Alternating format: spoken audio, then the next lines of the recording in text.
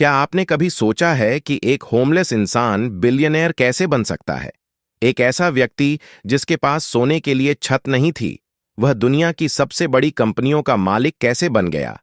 आज की कहानी है क्रिस गार्डनर की, एक ऐसे इंसान की जिसने अपने बेटे को गोद में लेकर रेलवे स्टेशन के बाथरूम में रातें बिताईं, लेकिन अपने मन को कभी हारने नहीं दिया।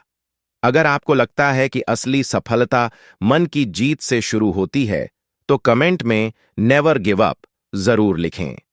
हेलो दोस्तों, आप सभी का हमारे चैनल फोकस माइंड पर स्वागत है। आज की यह ट्रू स्टोरी आपकी जिंदगी बदल सकती है। तो चलिए शुरू करते हैं। साल 1981, सैन फ्रांसिस्को। क्रिस गार्डनर 27 साल के थे। उनकी गर्लफ्रेंड लिंडा थी और एक छोटा सा बेटा क्रिस्टोफर। क्रिस ने अपनी सारी सेविंग्स एक मेडिकल इक्विपमेंट में इन्वेस्ट कर दी थी, बोन डेंसिटी स्कैनर्स। उन्होंने सोचा था कि ये मशीन्स हॉस्पिटल्स को बेचकर वो अच्छे पैसे कमा लेंगे। लेकिन रियलिटी कुछ और ही थी। वो स्कैनर बहुत महंगे थे और ज्यादातर डॉक्टर्स को इनकी जरूरत नहीं थी। क्रिस महीनों तक रोज 40 से 50 हॉस्पिटल्स के चक्कर लगाते, लेकिन कोई खरीदने को तैयार नहीं होता। पैसे खत्म होने लगे, रेंट नहीं भर पाए, बिजली के बिल जमा हो गए। लिंडा हर रोज चिल्लाती, मैंने तुमसे कहा था ये मत करो, अब देखो क्या हालत है। क्रिस हर रात अपने बेटे को सोता हुआ देखते और सोचते, मैं इसे क्या दे पा रहा हूं, एक ऐसा बाप जो अपने परिवार को खाना भी ठीक से नहीं खिला सकता। एक दिन क्रिस को किसी ने स्टॉक ब्रोकर के प्रोफेशन के बारे में बताया। उन्होंने देखा कि वॉल स्ट्रीट पर काम करने वाले लोग कितने खुश और सक्सेसफुल दिखते थे। उस दिन क्रिस ने एक फैसला लिया, मुझे यही करना है, मुझे स्टॉक ब्रोकर बनना है। लेकिन यह आसान नहीं था। स्टॉक ब्रोकर बनने के लिए 6 महीने की अनपेड इंटर्नशिप करनी पड़ती थी, और सबसे बड़ी बात, 20 लोगों को सिलेक्ट किया जाता था, जिनमें से सिर्फ एक को जॉब मिलती थी। क्रिस के पास ना कॉलेज डिग्री था, ना कोई फाइनेंशियल बैकग्राउंड, ना ही कॉन्टैक्ट्स। लेकिन उनके पास एक चीज थी, एक अदम्य इच्छा शक्ति और अपने मन पर विश्वास। लिंडा ने क्रिस को छोड़ दिया। वह इस संघर्ष से थक चुकी थी। क्रिस अकेले रह गए, एक छोटे बेटे के साथ, बिना पैसे के, बिना घर के। लेकिन क्रिस ने हार नहीं मानी। उन्होंने डीन विटर रेनॉल्ड्स कंपनी में इंटर्नशिप के लिए अप्लाई किया। इंटरव्यू के दिन उनके पास पहनने के लिए प्रॉपर कपड़े भी नहीं थे। वो पेंट से सने हुए कपड़ों में पहुंचे, क्योंकि पिछली रात उन्हें अपना अपार्टमेंट पेंट करना पड़ा था। इंटरव्यूअर ने पूछा, मिस्टर गार्डनर, अगर मैं किसी ऐसे व्यक्ति को हायर करूं जिसके पास प्रॉपर शर्ट भी नहीं है, तो मैं क्या सोचूं? क्रिस ने जवाब दिया, सर, तब आप सोचिएगा कि उसकी पैंट्स जरूर बहुत अच्छी होगी। उनकी कॉन्फिडेंस और प्रेजेंस ऑफ माइंड देखकर कंपनी ने उन्हें इंटर्नशिप दे दी। लेकिन असली संघर्ष अब शुरू होने वाला था।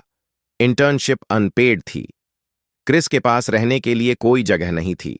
उन्हें अपने अपार्टमेंट से बेदखल कर दिया गया था, क्योंकि वो रेंट नहीं भर सके थे।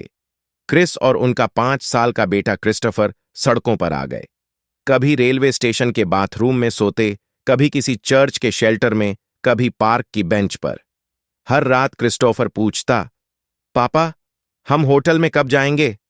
क्रिस उसे कहानियां सुनाते और कहते, बेटा, हम एक एडवेंचर पर हैं। जैसे केवमैन रहते थे, वैसे ही हम रह रहे हैं। ये मजेदार है ना? लेकिन अंदर से क्रिस टूट रहे थे। हर रात जब वो अपने बेटे को बाथरूम के फर्श पर टॉयलेट पेपर बिछाकर सुलाते, तो खुद रोते थे। दरवाजे पर लॉक लगाकर बैठ जाते ताकि कोई अंदर ना आ सके और उनके बेटे की नींद ना टूटे। क्रिस के मन में हर रोज नेगेटिव थॉट्स आते। तू कैसा बाप है जो अपने बेटे को बाथरूम में सुला रहा है? स्टॉक ब्रोकर बनने का सपना छोड़ दे और कोई नॉर्मल जॉब कर ले। तेरे से नहीं होगा ये सब। 20 में से सिर्फ एक को जॉब मिलती है, तू क्यों मिलेगी? लेकिन क्रिस ने एक चीज की, उन्होंने इन नेगेटिव थॉट्स को अपने ऊपर हावी नहीं होने दिया। हर सुबह वो 5 बजे उठते, पब्लिक बाथरूम में नहाते, अपने बेटे को तैयार करते, उसे डे केयर में छोड़ते और फिर ऑफिस पहुंचते, एकदम फ्रेश और मोटिवेटेड। ऑफिस में कोई नहीं जानता था कि क्रिस होमलेस हैं। वो हमेशा मुस्कुराते रहते, पॉजिटिव एटीट्यूड रखते और अपना 200% देते। क्रिस ने अपने लिए एक रूल बनाया, no negativity during work hours. जो भी प्रॉब्लम है वो ऑफिस के बाहर छोड़ दो, ऑफिस में सिर्फ फोकस और हार्ड वर्क। वो अपने आप से हर रोज कहते, मैं अपने बेटे का हीरो हूं, मुझे उसे प्रूव करना है कि कोई भी सिचुएशन हमें नहीं तोड़ सकती। मुझे उसे दिखाना है कि हैप्पीनेस सर्कमस्टेंसेस से नहीं, माइंडसेट से आती है। डे केयर की टीचर ने एक दिन क्रिस से पूछा, क्रिस्टोफर बहुत खुश रहता है, आप लोग बहुत अच्छे माहौल में रह रहे होंगे। क्रिस मुस्कुराए। उन्होंने कभी किसी को नहीं बताया कि वो होमलेस हैं। रातों को जब क्रिस्टोफर सो जाता तो क्रिस स्टॉक मार्केट की बुक्स पढ़ते, स्ट्रीट लाइट की रोशनी में। वो अपने मन से कहते, आज की रात भी गुजर जाएगी, कल एक नया दिन होगा और मैं एक दिन जरूर सक्सेसफुल बनूंगा। यह था क्रिस की पहली बड़ी जीत नेगेटिविटी पर। इंटर्नशिप में क्रिस के सामने सबसे बड़ी चैलेंज थी टाइम मैनेजमेंट। उन्हें अपने बेटे की देखभाल भी करनी थी और ऑफिस में भी सबसे ज्यादा काम दिखाना था। एक नॉर्मल इंटर्न को सिर्फ अपने काम पर फोकस करना होता था, लेकिन क्रिस को सुबह 5 बजे उठना, पब्लिक बाथरूम में तैयार होना, बेटे को तैयार करना, डे केयर में छोड़ना जो 9 बजे खुलता था, ऑफिस पहुंचना जो 8 बजे शुरू होता था, शाम 6 बजे क्रिस्टोफर को पिक करना, शेल्टर में लाइन लगाना जो 5 बजे शुरू होती थी। क्रिस के पास 2 ऑप्शंस थे, या तो देर तक ऑफिस में रुकें और अपने बेटे को मिस करें, या जल्दी निकलें और काम में पीछे रह जाएं। उन्होंने एक अलग ही स्ट्रैटेजी बनाई।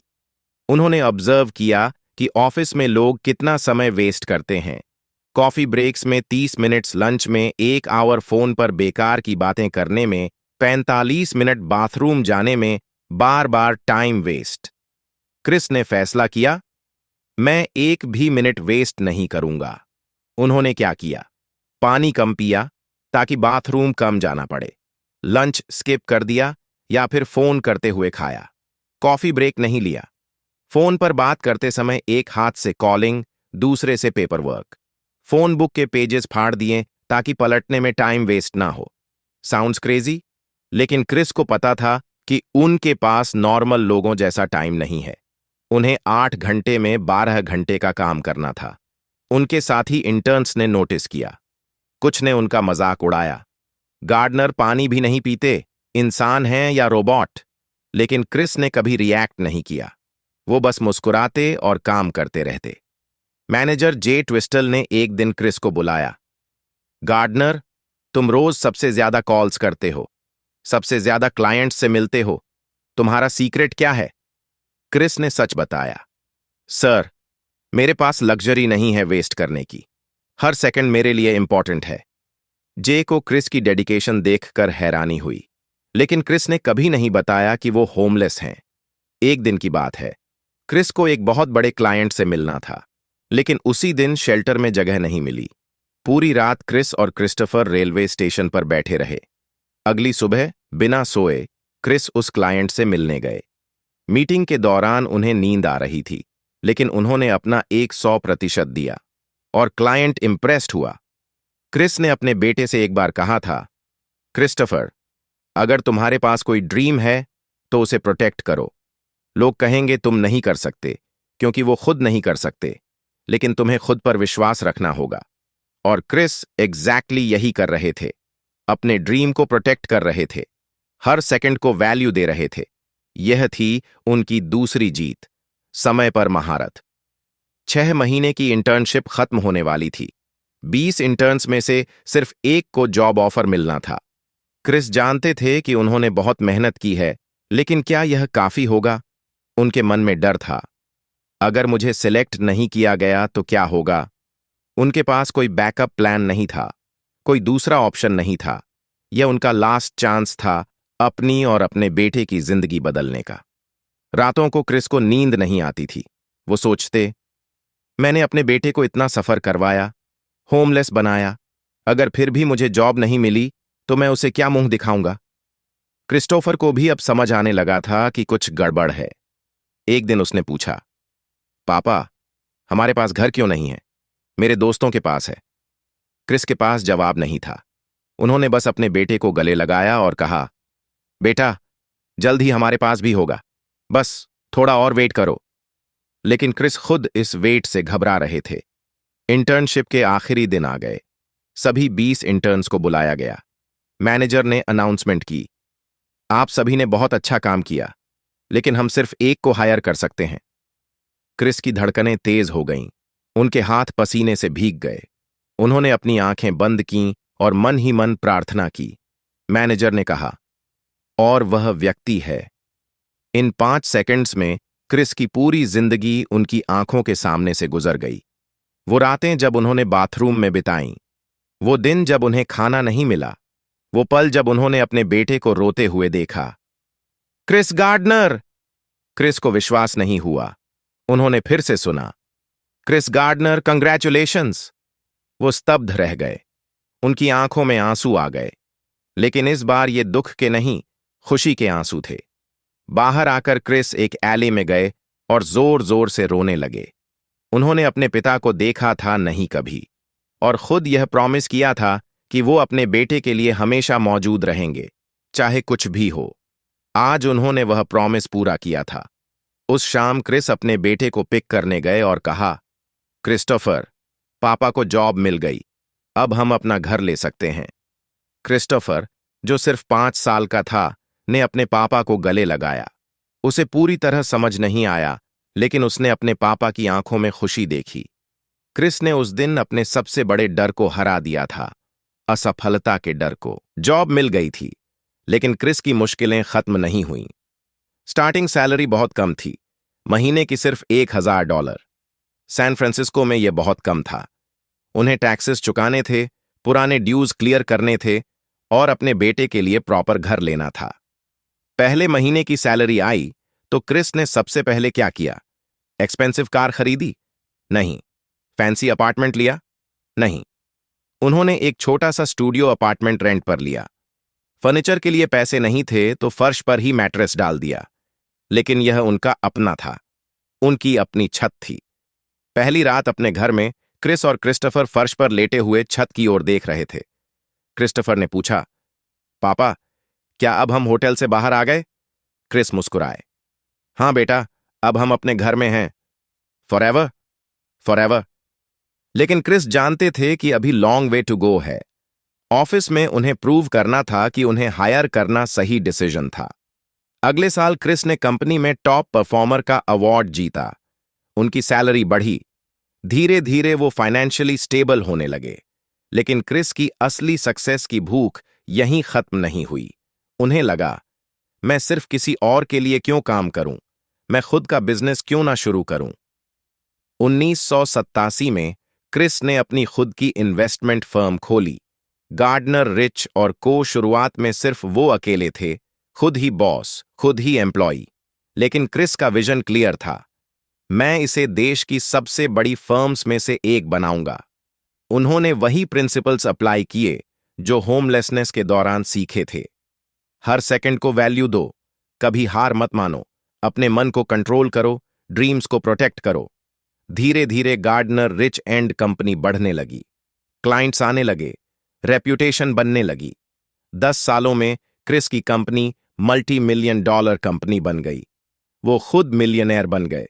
वो इंसान जो कभी रेलवे स्टेशन के बाथरूम में सोता था। लेकिन क्रिस के लिए सक्सेस का मतलब सिर्फ पैसा नहीं था। उन्होंने अपने बेटे को बेस्ट एजुकेशन दी, उसे वो सब दिया जो वो खुद कभी अफोर्ड नहीं कर सकते थे। क्रिस ने अपने स्ट्रगल के दिनों को कभी नहीं भुलाया। वो रेगुलरली होमलेस शेल्टर्स में जाते, लोगों की मदद करते, उन्हें मोटिवेट करते। 2006 में क्रिस गार्डनर ने अपनी ऑटोबायोग्राफी लिखी, द परस्यूट ऑफ हैप्पीनेस। उन्होंने जानबूझकर हैप्पीनेस स्पेलिंग ऐसे लिखी क्योंकि उनके बेटे के डे केयर के बाहर वॉल पर यह गलाट स्पेलिंग लिखी थी।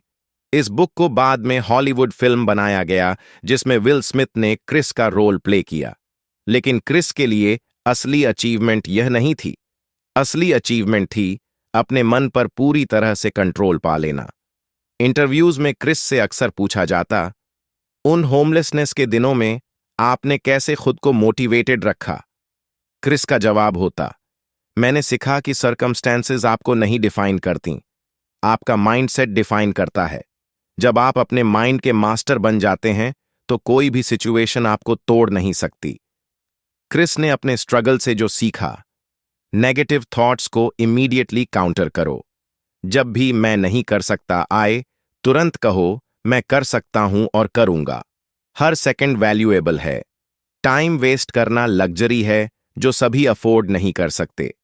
फियर सिर्फ इमेजिनेशन में एग्जिस्ट करता है। रियल लाइफ में वो सिचुएशंस उतनी बुरी नहीं होती जितना हम सोचते हैं। अपने ड्रीम्स को प्रोटेक्ट करो। दुनिया आपको डिस्करेज करेगी, लेकिन आपको अपने आप पर बिलीव रखना होगा। प्रेजेंट पर फोकस करो।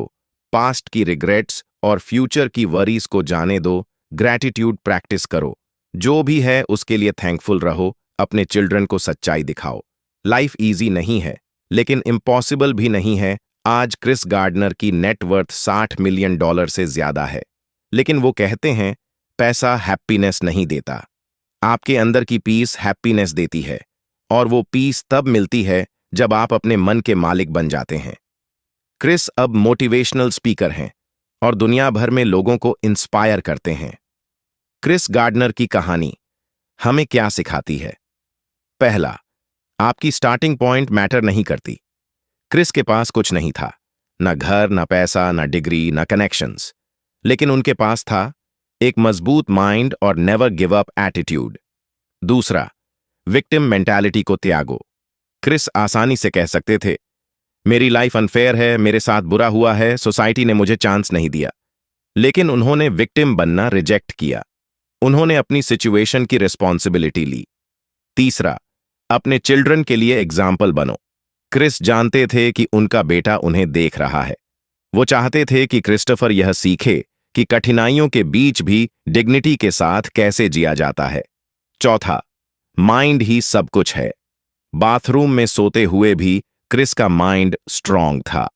पेंट हाउस में रहकर भी अगर माइंड वीक है तो आप मिजरेबल रहेंगे। पांचवां, कंसिस्टेंसी और डिसिप्लिन। एक दिन की मेहनत से कुछ नहीं होता। क्रिस ने 6 महीने कंटिन्यूअसली, बिना एक दिन स्किप किए, अपना बेस्ट दिया। छठा, अपने स्ट्रगल को अपनी स्ट्रेंथ बनाओ। क्रिस ने अपनी होमलेसनेस की स्टोरी को छुपाया नहीं। उन्होंने उसे अपनी आइडेंटिटी बनाया और दूसरों को इंस्पायर किया। सातवां, रियल सक्सेस बाहर नहीं, अंदर है। क्रिस कहते हैं, मैं उस दिन सक्सेसफुल हो गया था जब मैंने होमलेस रहते हुए भी हार नहीं मानी। जॉब मिलना बस फॉर्मेलिटी थी। क्रिस गार्डनर ने प्रूव कर दिया कि मन की जीत ही असली सफलता है। आज वो दुनिया के सबसे रिस्पेक्टेड बिजनेसमैन में से एक हैं, लेकिन वो आज भी उसी ह्यूमिलिटी के साथ जीते हैं जो उन्होंने स्ट्रगल के दिनों में सीखी थी। उनका मानना है, everybody can be great because everybody can serve. तुम्हें कॉलेज डिग्री की जरूरत नहीं, तुम्हें बस एक दिल चाहिए जो कंपैशन से भरा हो और एक माइंड जो स्ट्रांग हो। तो आपके लिए सवाल यह है, आज आप किस स्ट्रगल से गुजर रहे हैं? क्या फाइनेंशियल प्रॉब्लम्स हैं?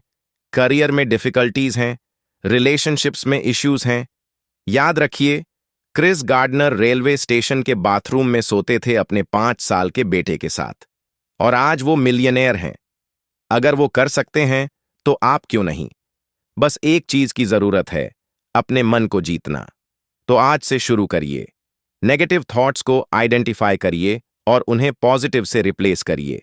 हर मिनट को वैल्यू दीजिए। अपने डर का सामना करिए।